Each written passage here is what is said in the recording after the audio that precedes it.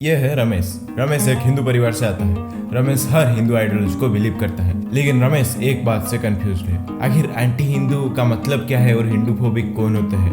रमेश का कंफ्यूजन दूर करने के लिए हमें उसे समझाना पड़ेगा एंटी हिंदूज क्या है और हिंदू फोबिक कौन है। लेकिन वो सब जानने से पहले हिंदुइज्म का मतलब जानना बहुत ज्यादा जरूरी है। तो हम इस वीडियो में रमेश का कंफ्यूजन क्लियर करेंगे। आखिर एंटी हिंदूज कौन होते हैं, हिंदू फोबिक क्या होता है और हिंदुइज्म का असली मतलब क्या है। तो चलिए शुरू करते हैं ये वाला वीडियो। इंडिया एक बहुत बड़ा देश है। इंडिया में कई प्रकार के लोग रहते हैं, लेकिन सबसे भारी मात्रा में पाए जाने वाले लोग हिंदू हैं। इसलिए शायद इस कंट्री का नाम हिंदुस्तान भी कहा जाता है। इस वीडियो में हम हिंदुत्व, हिंदुइज्म, एंटी हिंदूज और हिंदू फोबिया के बारे में अच्छे से जानेंगे।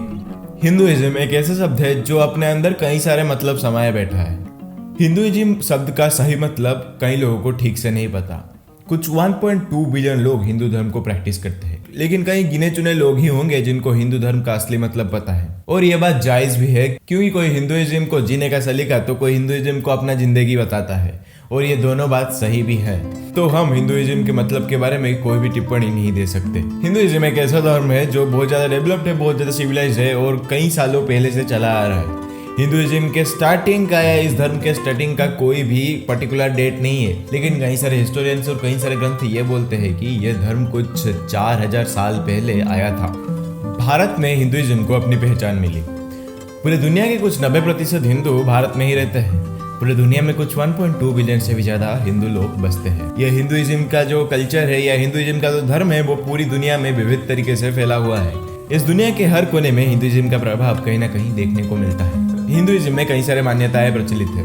हिंदुइज्म में कई सारे स्कूल्स ऑफ स्टडी है, लेकिन जो most prominent schools of study है, मतलब जो अभी मोस्ट पॉपुलर है, वो है दी वेदांत और द योगा। योगा का कंसेप्ट जो है वो 2015-21 जून के बाद बहुत ज्यादा पॉपुलर हो गया, क्योंकि उसी दिन में हमारे प्रेजेंट प्रधानमंत्री यानी कि नरेंद्र मोदी जी ने इंटरनेशनल योगा डे डिक्लेयर किया था। और योगा एक ऐसा पार्ट है हिंदुइज्म का जो कभी भी उससे अलग नहीं किया जा सकता। हिंदुइज्म में कई सारे विश्वास और कई सारे मानने वाली चीजें इन्वॉल्व है। अगर हम कई प्रोमिनेंट बिलीफ्स के बारे में बोले तो वो है धर्मा, कर्मा और वे ऑफ लिविंग और होलिस्टिक बिलीफ्स। ये सब कुछ मोस्ट प्रोमिनेंट बिलीफ्स है जो हिंदुइज्म में इन्वॉल्व होते हैं। हिंदुइज्म का सटीक मतलब कई लोगों ने निकालने की कोशिश तो की, लेकिन कोई भी किसी ठोस सिद्धांत में आकर नहीं पहुंच पाया। इसीलिए शायद ये कहा जाता है कि हिंदुइज्म इतना विविध है कि इसके बारे में कोई भी कुछ एक्सप्लेन नहीं कर सकता। शायद इसीलिए ये कहा जाता है कि हिंदुइज्म इंसान के साथ होकर भी इंसान से परे है, इसलिए ही शायद उसका कोई भी सिद्धांत कोई ठीक से नहीं निकाल पा रहा। कई सारे चर्चित धर्म शास्त्रों के अनुसार जो हिंदुइज्म है वो आया है सनातन धर्म से। आखिर सनातन धर्म क्या है? सनातन धर्म वो है जिससे हिंदुइज्म आया है और जिसमें शाश्वत कार्य, अनेस्टी, कर्मा और धर्म इन्वॉल्व होता है। ये तो हो गया हिंदुइज्म के हिस्ट्री के बारे में, और हिंदुइज्म कैसे आया, कहाँ से आया, हिंदुइज्म का आखिर मतलब क्या है, उन सब के बारे में। लेकिन Hinduism as a term itself ज्यादा पुराना नहीं है। इस टर्म का यूज पहली बार 1816-1817 के बीच में कभी हुआ था, जहाँ पर राजा राममोहन राय ने पहली बार हिंदुइज्म टर्म का जिक्र किया था। उसके बाद ये बहुत ज्यादा पॉपुलराइज हो गया, जहाँ पर हमने इंट्रूडर्स को अपना वर्चस्व दिखाने के लिए ये टर्म्स यूज करने लगे, और हमारा जो सुप्रीमेसी है वो दिखाने के लिए हिंदुइज्म टर्म का बहुत ज्यादा यूज होने लगा।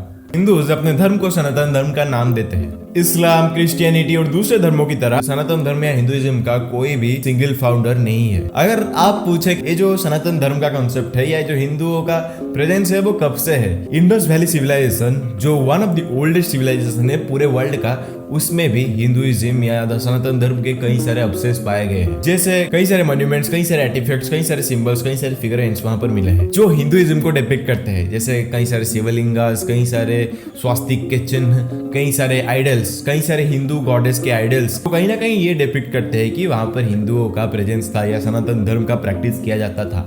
इसके सिवाय भी सनातन धर्म या हिंदुइज्म कितना पुराना है उसके कई सारे अजम्पशंस है, लेकिन उसके बारे में मैं अभी कोई भी टिप्पणी करना नहीं चाहूंगा।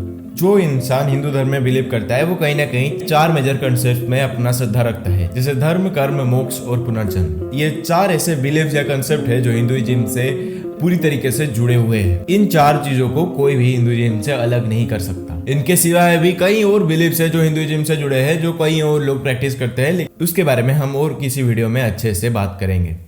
वैसे हिंदुइज्म में कई सारे गॉड्स को पूजा जाता है, लेकिन धर्म ग्रंथ और कई सारे शास्त्र ये बताते हैं कि हम हिंदूज एक फॉर्मलेस गॉड और एक सुप्रीम पावर को पूजते हैं, ना कि किसी पर्टिकुलर देवी या देवता को। हम जो हिंदूज होते हैं हम एक सुप्रीम पावर को पूजते हैं जो एक सिंबल है फॉर्मलेस गॉड का। समय के बीतने के साथ हिंदुइज्म में कई सारे सेक्ट्स यानी कि कई सारे संप्रदाय का जन्म हुआ है, लेकिन इन सारे संप्रदाय, इन सारे सेक्ट्स में कई सारे विविधताएं हैं, कई सारे डिफरेंसेस हैं, लेकिन दो चीजें जो कॉमन है वो है फॉर्मलेस गॉड यानी कि एक सुप्रीम पावर को पूजना, और दूसरा वायलेंस या हिंसा से पूरी तरीके से दूर रहना। ये रिपीट करता है वो ब्रदरहुड जो हिंदू भाइयों के बीच में होता है। अगर हिंदुइज्म के बारे में हम अच्छे से बोलने को जाए तो दिन कम पड़े रात कम पड़े, हम इसके बारे में और एक डीप केस स्टडी कभी और लाएंगे। अभी रमेश जिस चीज में कंफ्यूज था, यानी कि एंटी हिंदूज कौन होता है और हिंदू फोबिया क्या होता है, उसके बारे में जानते हैं।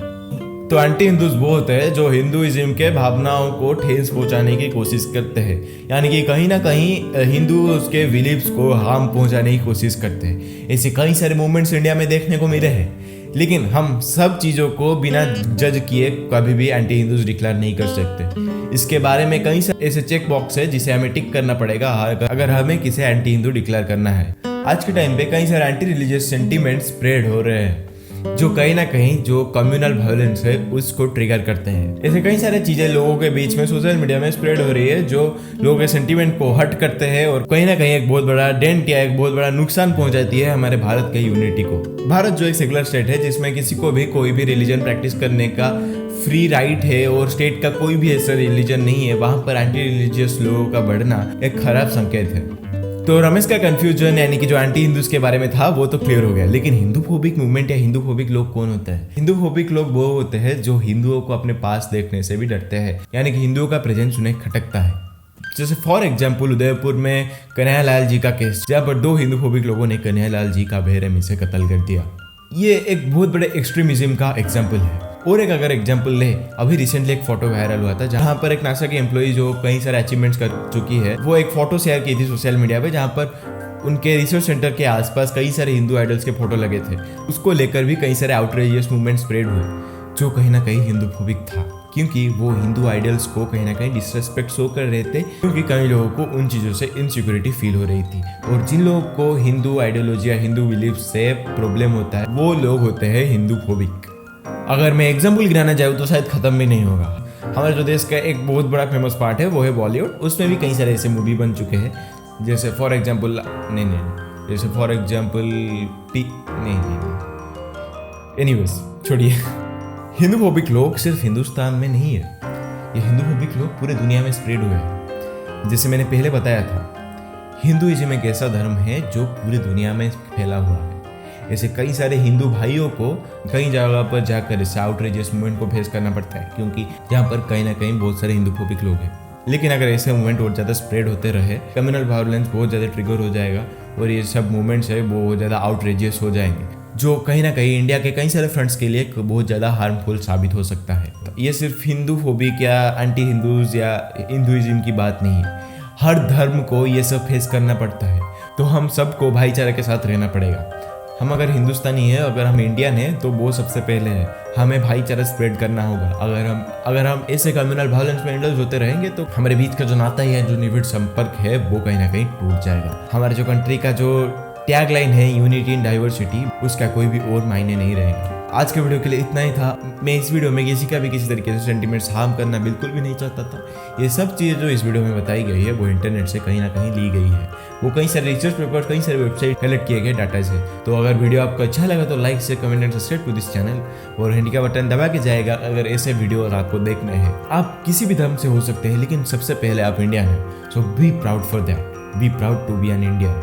तो bye bye, see have a nice day, meet in another video.